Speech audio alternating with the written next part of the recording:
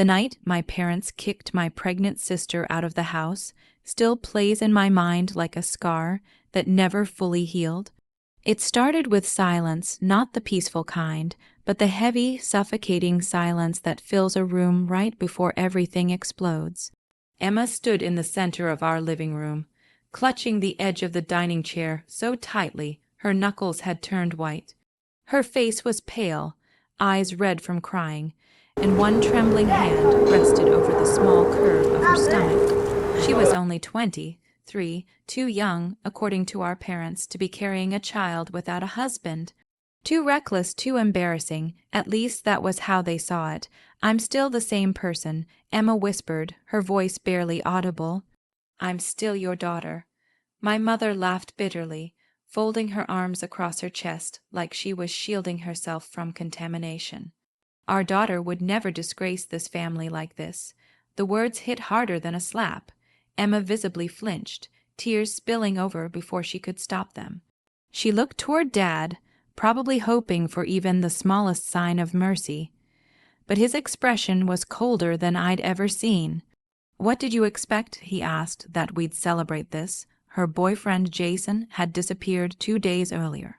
The moment Emma told him she was pregnant, he vanished like smoke. No calls, no texts, nothing, just gone.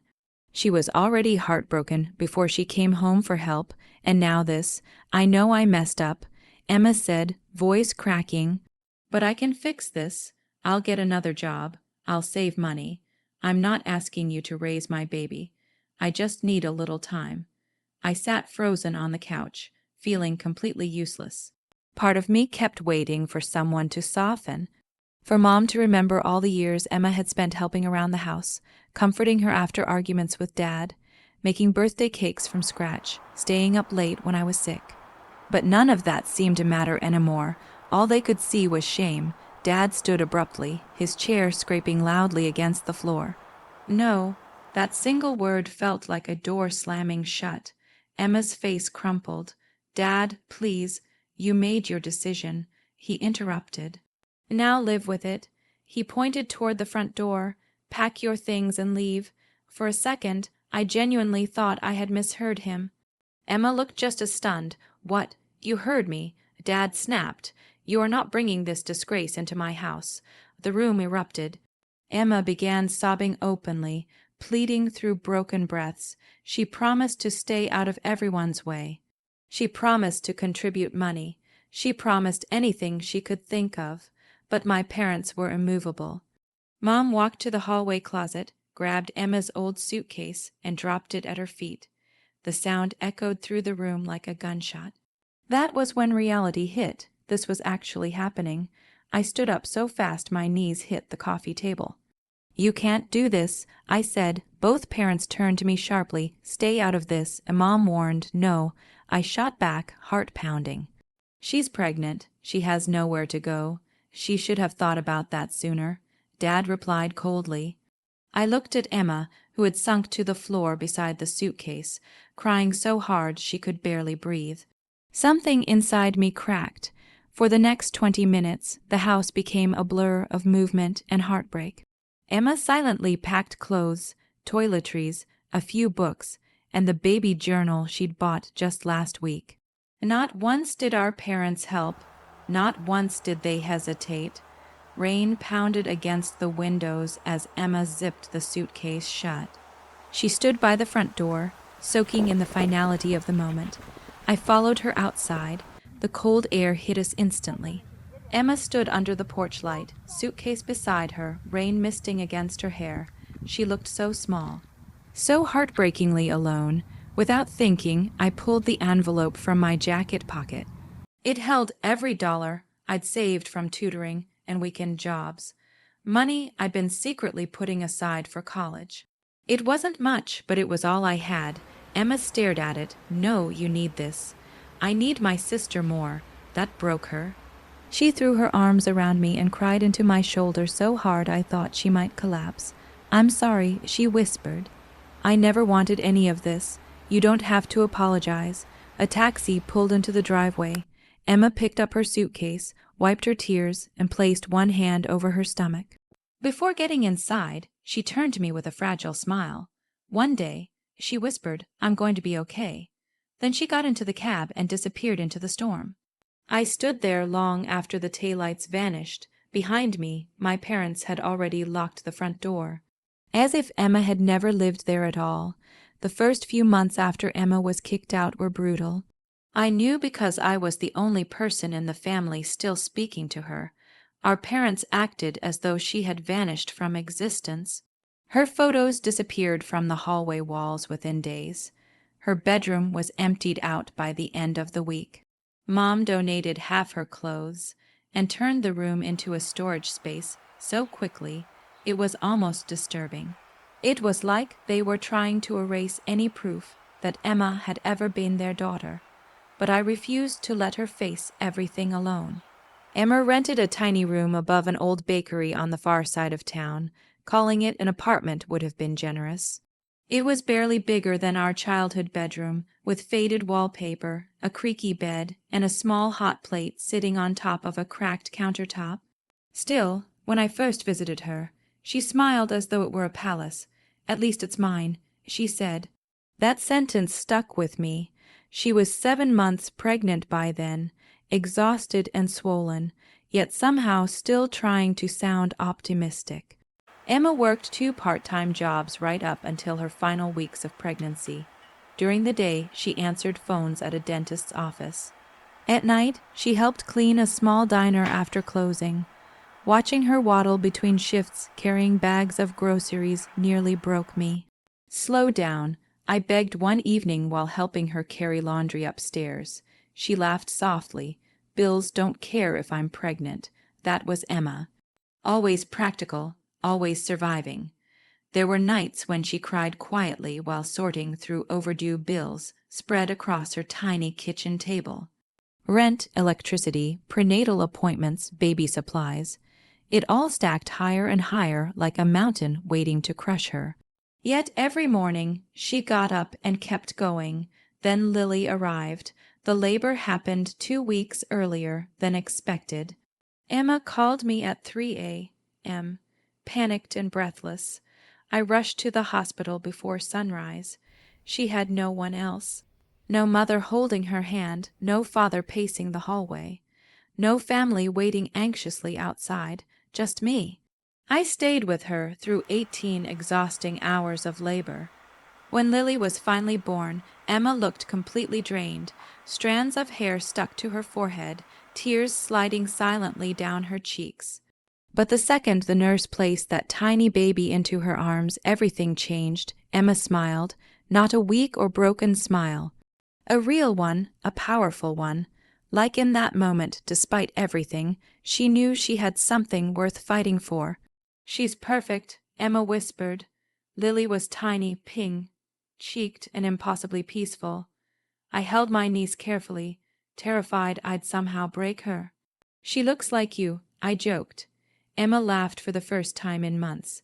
That laugh felt like hope. But motherhood didn't magically make life easier. If anything, it got harder. Emma barely slept.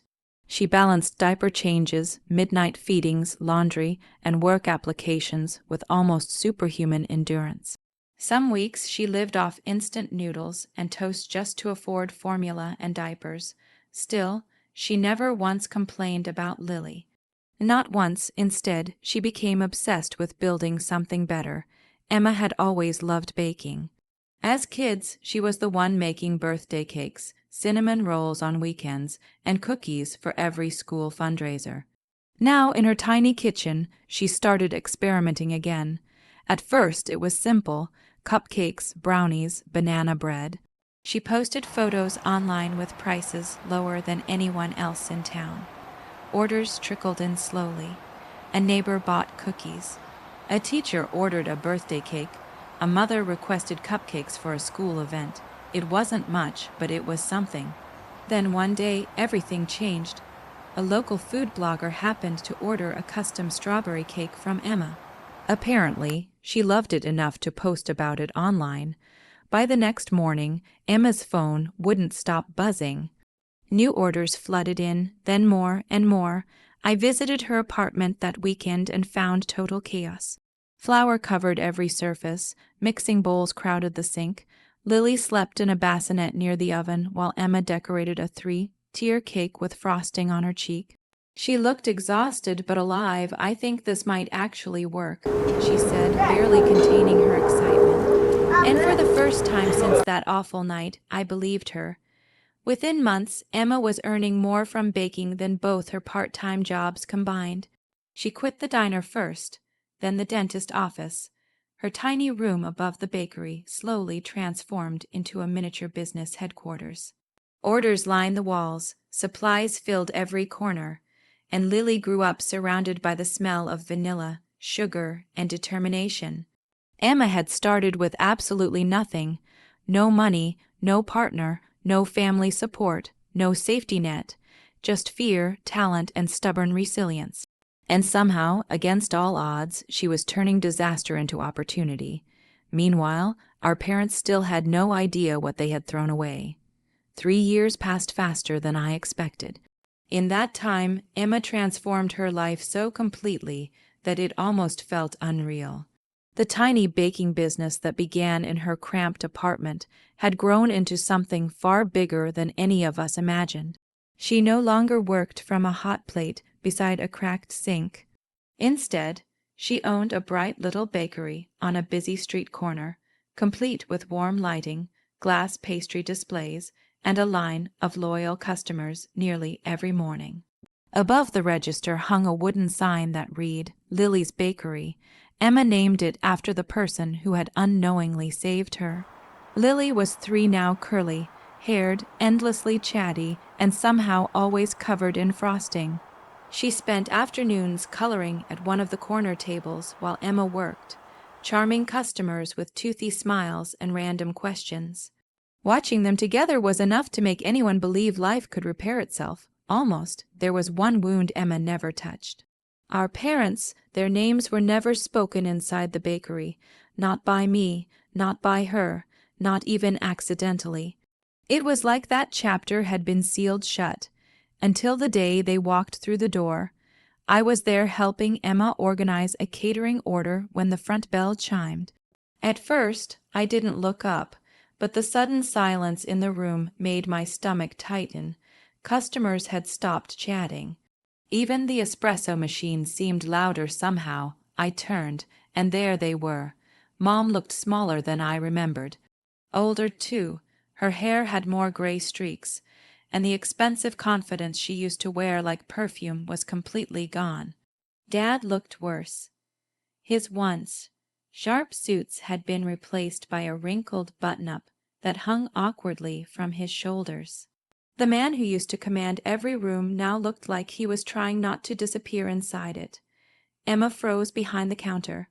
Her hands stopped moving entirely. For one long second, nobody breathed. Then Mom burst into tears. Not subtle tears, messy, dramatic sobs that instantly drew every eye in the bakery. "Emma," she choked out. The sound of her name from our mother's mouth felt unnatural, like hearing a ghost speak. Emma said nothing. She simply stared. Dad stepped forward awkwardly, clearing his throat. "We know we're probably the last people you want to see." That was certainly one way to put it. Mom reached toward the counter as though desperate to physically bridge the distance between them. "We made terrible mistakes. Still nothing." Emma's face was unreadable, not angry, not emotional, just calm, and somehow that calmness made the entire scene more uncomfortable. Dad glanced around nervously before lowering his voice. "Our situation has changed." There it was, not even 5 minutes in.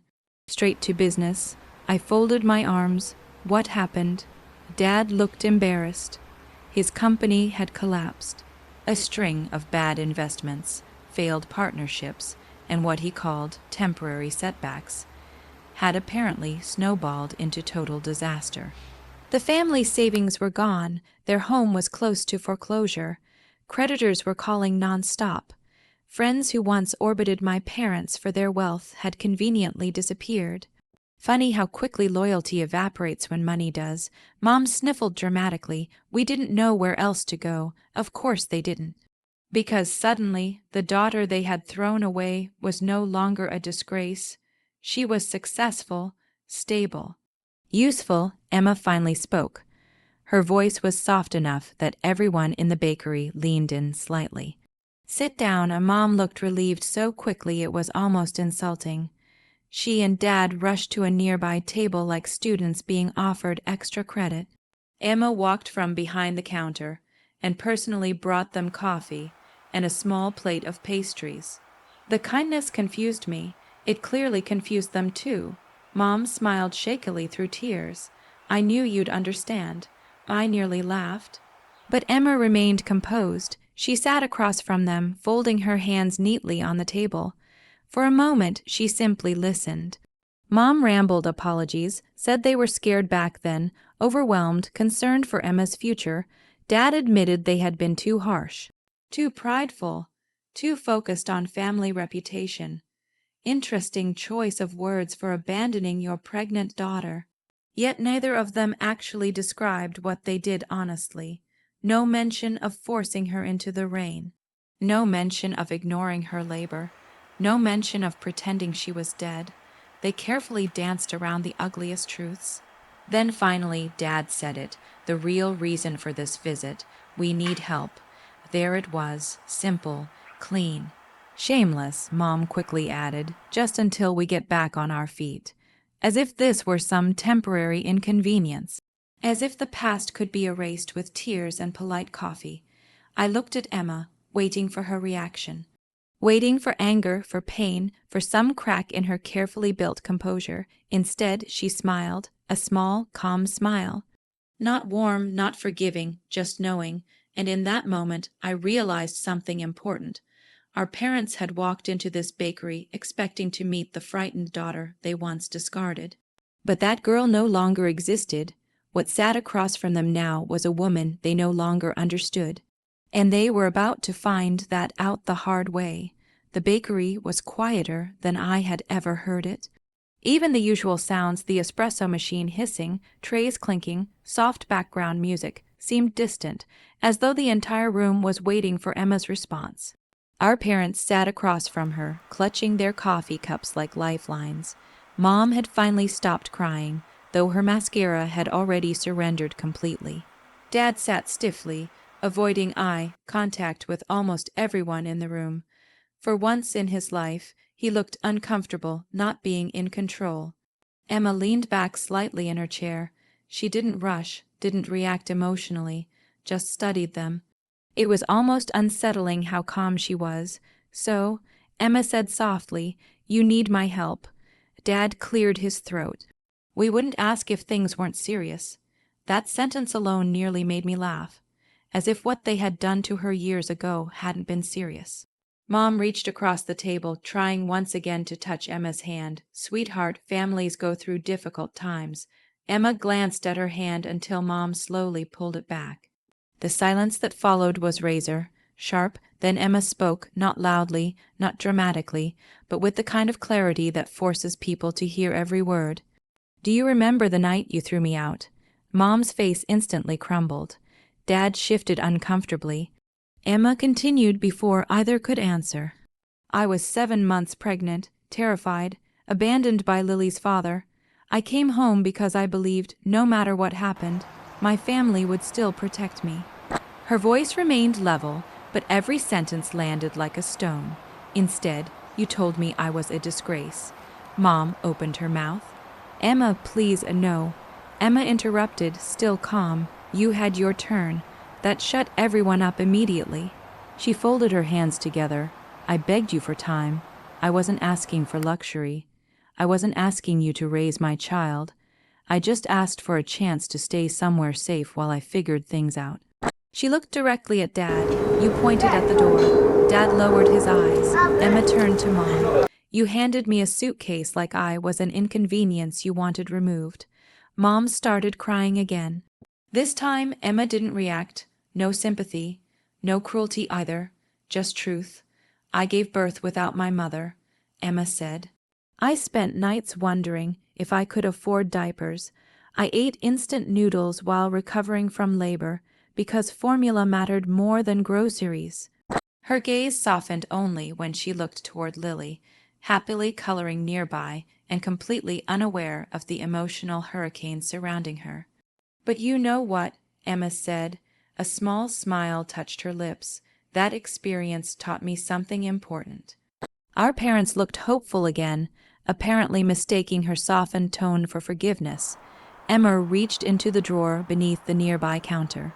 She pulled out a plain white envelope, placed it carefully on the table. Dad blinked. Mom stared at it like it contained salvation. "There's enough cash in there for 1 month's rent and groceries," Emma said. Their expressions changed instantly. Confusion, disbelief, then embarrassment. Dad frowned slightly. "That's it." The audacity was almost impressive. Emma gave the smallest shrug. "It's enough to keep you afloat while you figure things out." His face flushed red. Mom looked horrified. "You could help us so much more than this." Emma nodded. "Yes, I could." That single sentence carried all the weight in the world. Then she leaned forward slightly. "But this," she tapped the envelope lightly, "is already more support than you gave me." The words hit like a final verdict. Mom covered her mouth as fresh tears spilled over. Dad looked as though someone had physically struck him. And honestly, it was hard to feel sorry for either of them. Emma stood, not angrily, not triumphantly, just with quiet finality. She walked over to Lily, brushing a curl from her forehead before kissing the top of her head. Lily grinned up at her mother. That tiny interaction said everything. Emma had built a life rooted in love, not fear. Stability, not conditions. Family, not reputation. She turned back toward our parents one last time. "You taught me that blood doesn't guarantee loyalty," she said. "Real family shows up when things are hard." Neither parent could meet her eyes anymore. Emma nodded toward the door. "You should go now." No yelling, no security, no dramatic scene, just boundaries. And somehow that made it far more powerful. Dad slowly stood, taking the envelope with visibly trembling hands. Mom lingered a second longer, as if hoping Emma might change her mind at the last moment. She didn't. Eventually, both of them walked out. The bell above the bakery door chimed softly as it closed behind them. And just like that, it was over, not because Emma had destroyed them, but because she no longer needed their approval, apology, or love to feel whole. She returned behind the counter and exhaled slowly. I looked at her. "You okay?" Emma smiled, a real one this time. "Better than okay." Behind us, Lily proudly held up her drawing. It was a picture of their little bakery. 3 smiling stick figures and a bright yellow sun overhead. For the first time in years, the past no longer had power here.